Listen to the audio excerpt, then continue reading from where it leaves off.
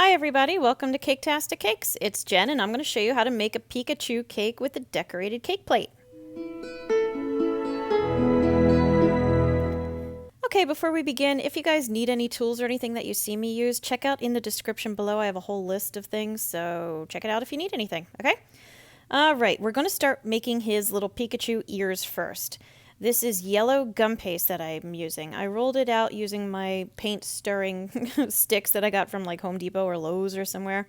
I use them so that when I roll it out, it's the same even thickness all the way through. So it's a little hack right there for you. I cut out one, I just freehanded it, just made kind of a banana shape out of it. I laid it on top of the gum paste, as you see me doing here, just so I can make another ear, kind of using it as a template to make another one the same size. Trim off any little extra bits. It doesn't have to be perfect because it is gum paste and it's forgiving. We can work with it. And yeah, just line them up, make sure they're the same length and everything, and there you go.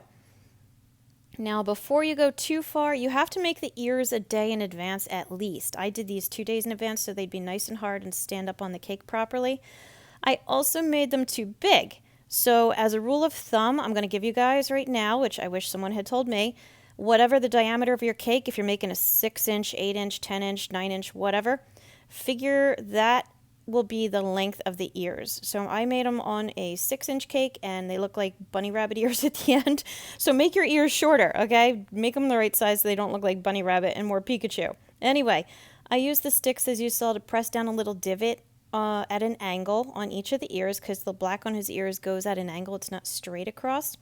Then I rolled out some black really thin, laid it around it, kind of wrapped it around it as you saw there, and just wrapped the black across that crease that I made. I kind of pressed down on all of it so that way when the black is added to it, it's not sticking out real thick on top of the ear. It kind of blends into the same level as the rest of the yellow. All right, so you got to work it, finagle it, use a little water, hold it in place, pat it, shape it, whatever you need to do. And you will end up with very nicely black-tipped Pikachu ears, okay? Make sure they're nice and straight. You see I'm kind of rolling it, smoothing it all together. I'm using the back of my nails. I do that a lot, as you probably have noticed, to smooth the edges of things and streamline it all. All right, so again, on the other ear, wrap it in the black, lay it on top, wrap it around that, follow the angle you made. Trim it off, smooth it out, shape it up, however you need to do it, and let it dry. Okay, this is a couple days later. I had just laid them on a piece of computer paper so that way it won't stick or anything and it'll dry nicely. I took lollipop sticks, put some yellow gum paste on the back. You can see I attached it with some water, press the stick into it, and then press it onto the ears. My ears are going to stick into the cake at a little bit of an angle. I don't know if you noticed in it, so they're not sticking straight up out of his head. So that's why these sticks are being placed at an angle. I'm putting, them up the ears as long as I can. And then again, put them aside. They have to dry. That's why we do this a couple days in advance. All right, I'm going to show you how I decorated the cake plate. I made it into a Pokeball, a common Pokeball for any of you Pokegoers out there. Okay, I took some white fondant, rolled it out, not too thin, not too thick, and cut it a straight cut across the top, and then laid it over half of my cake plate so that it draped over the edges. I'm using my knife here to trim it off so it's level with the bottom of the cake plate. And make sure you go all the way around. And it's okay if you don't line it up perfectly in the center because that black band is going to, hide any imperfections. I'm using my fondant spreader to just smooth around the edges and make a little streamline. And there you go. Same idea with the red. Rolled out some red gum paste, fondant. I've got gum paste on the brain. And I'm going to lay it over the second half of my cake plate. And even though my cake plate is all pretty and sparkly, I wanted to hide it. I wanted to make it a little more fun because otherwise you just have a Pikachu head sitting on your cake plate and it's a little bit boring, honestly. So this kind of jazzes it up. Same as before, only this time I used scissors to trim it and it turned out to be easier, in my opinion. Smooth it, put it aside. All right. This is going to be the black band that goes across the center of a Pokeball. I just rolled out some black fondant. I got it right that time. And I cut a rectangle out of it, made a nice long stripe out of it. Lay it across the center there, so your seams, even though they're not perfect, you're like, what? Of course they're perfect. No one can tell the difference, right?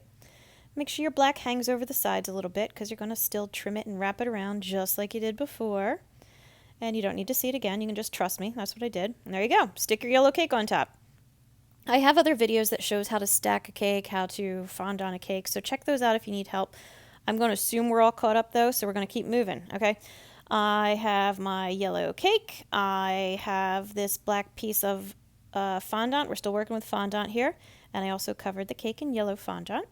Be careful to match the color of the fondant that you're covering your cake to your ears, because different items, you know, fondant versus gum paste might come out a little different, so watch your shading. Make sure they match. Okay, I went online, found a picture of Pikachu's face, just the eyes, the cheeks, and the nose and the mouth, and printed out to the size that I thought would look good. And I'm using it as a guide to make everything, all of his little facial features. And I'm going to use it to place them too, okay? So even though my circle was a little bit small, I rolled out my gum paste a little bit thicker than I otherwise would have. And now I'm using my ball tool there to roll it around, spread it out until it matched up the eyes. So there you go, little hack right there. Make it a little smaller, use a smaller circle if you need to, and then roll it a little thicker, and then just kind of spread it out. I'm making his nose a little triangle, just kind of round it off the edges, and there you go. This long, skinny little piece here is going to become his mouth. Again, I'm just following the cutout that I got there. I'm going to shape it, going to follow the curves, match it up, trim it off when it's too long. And you do need to be a little bit careful with the mouth. If you let it harden too much, then when you go to put it on, it might crack because you can't really bend it too much, if you know what I mean with gum paste. So just be careful, be aware of that. His little red cheeks are nice and easy, just red gum paste, roll it out nice and thin. 2 little circles, match it up as best you can. If you need to make them bigger, then cut them smaller and do like you did with the eyes. Just spread them till they fit. I'm using my little circle cutter there in order to make the little highlights in his eyes.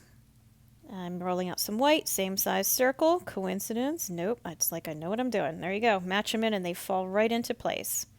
Like little eyeball plugs. There you go. And there's a little nose. Now it's time to put it all together. Just hold the paper up. Hold up an eye, stick it in place. Get your paper, hold it up, put the other eye in place. It's really not too hard. It's just a bunch of matching. So this part is nice and easy. And the little nose goes in place and it's stuck to my finger, which is always fun.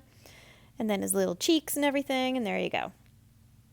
And again, you know, this is a very simple Pikachu face. It's a very simple, basic cake.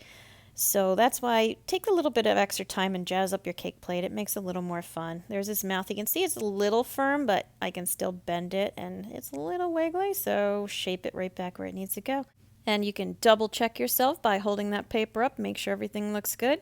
And you're set. Stick your ears in once they're nice and hard, and you're going to be the hero of this Pikachu party, all right? So hopefully you like this video. Please like and subscribe. Check out my other videos. I got a whole bunch of them out there. And as always, thank you for watching Caketastic Cakes.